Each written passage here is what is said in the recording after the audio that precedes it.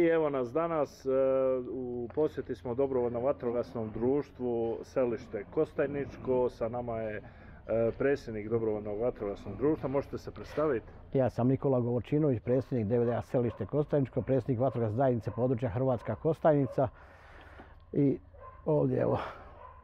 Ovdje ste u radovima. U radovi, da, u obnovi. Ekipa je tu, ima vas jedno 15, što žena, što muškaraca i sutra vam je svečano otvorenje doma. Znači, obnovljenog doma. Da. Evo, znači, to je zahvaljujući samo županu gospodinu Ivanu Celjaku i Petru Prpiću, koji Petar Prpić je izradio dokumentaciju, župan financije riješio i tako da je ovaj dom evo sad spreman za otvorenje sutra 10. Da. Kad je DVD osnovan? DVD Selište Kostajničko osnovano je 18.6.56. godine, a prvo osnivanje selište bilo je 39. godine do 45. 45. je zabranjeno, pošto je bilo ustaško selo, zabranjeno i tek je 56. obnovljeno i prizna se od 56. ne prizna se ono prije što je bilo DVD selo.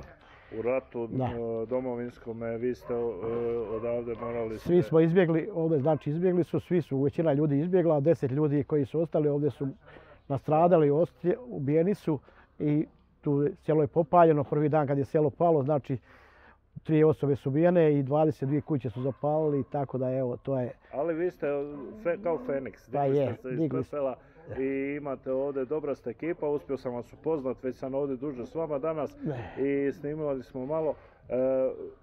Još nije to sve gotovo, do sutra vi večeras još imate nešto za uređivati, sutra ćemo mi doći isto snimati, to ćete, dragi gledatelji, vidjeti u ovom videu. Ostanite s nama do kraja, a vi ćete nas sad malo provesti unutra da vidimo taj prostor što ste vi renovirali. Možemo krenuti od ove garaže ovdje, da, znači to ćemo. Ovo je bila garaža za kamion i tu smo se najviše okupljali, tu je bilo mjesto gdje smo se najviše okupljali i evo sad je to dovedeno, popucali su bili stupovi, zidovi, to je sad obnovljeno, uređeno, pojačano.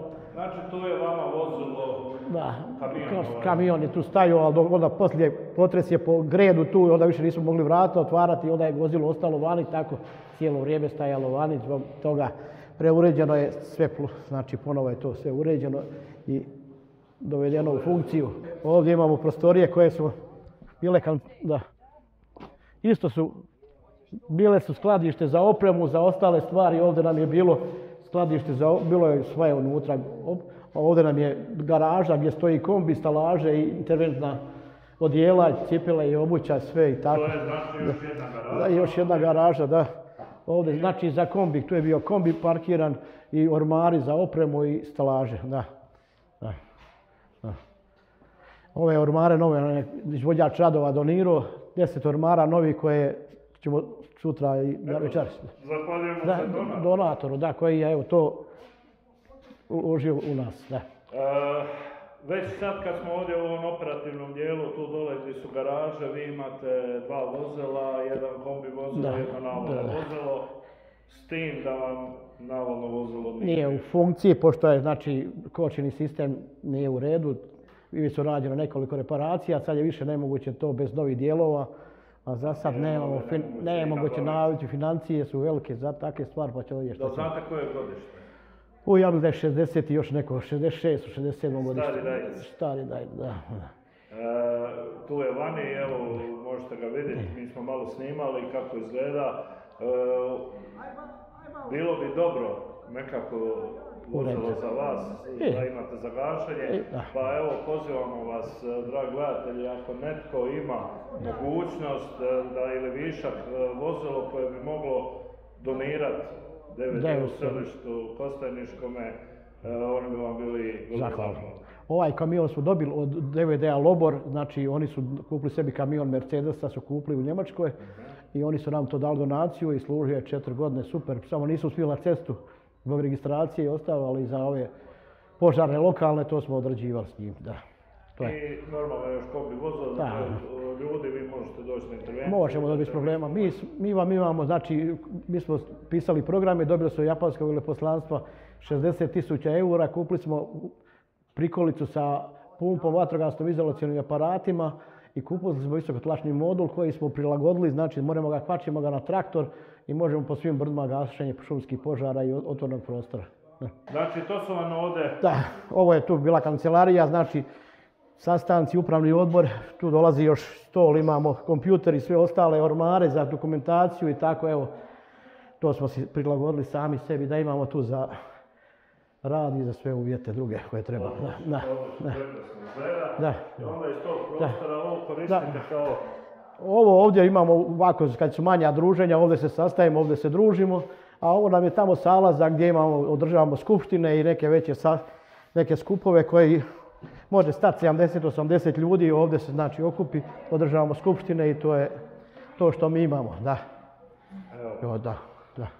To su uglavnom već cure su sve bile u mladeži, sad su već prešle, sad one već škole završile i evo sad dalje dolaze i rade, pomažu i tako.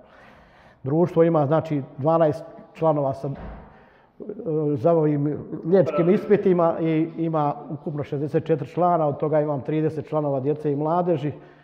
Sudjelujemo na svim županijskim takmičenja, kup natjecanjima, bili smo sudionici državnog natjecanja i tako puno toga da okupljamo. Glavno djece u selu nema, ali okolna naselja sva pokupimo gdje šta ima, to je ovdje, svi vježbaju. Kostajnica, Rosulje, sve okolna naselja su znači kod nas članovi društva i žao mi danas je i jučer, sutra je radni dan, inače volio bi svi bilo ovdje, ali to je to. Mi ćemo to i sutra isto snimiti, imat ćete dragi gledatelji to isto i vidjeti na ovom videu. Hvala vam puno što ste nam ovo prikazali sve. Gledatelji će imati prilike još sad vidjeti kako je bilo na otvaranju. Vama želim puno uspjeha u daljem radu, želim vam puno sreće i zdravlja i lijepo vidjeti da je u ovakvim malim mjestima da živi vatrogastvo i da je nosioc u biti događanja. Života u selu, da. Hvala vam još. Hvala vam.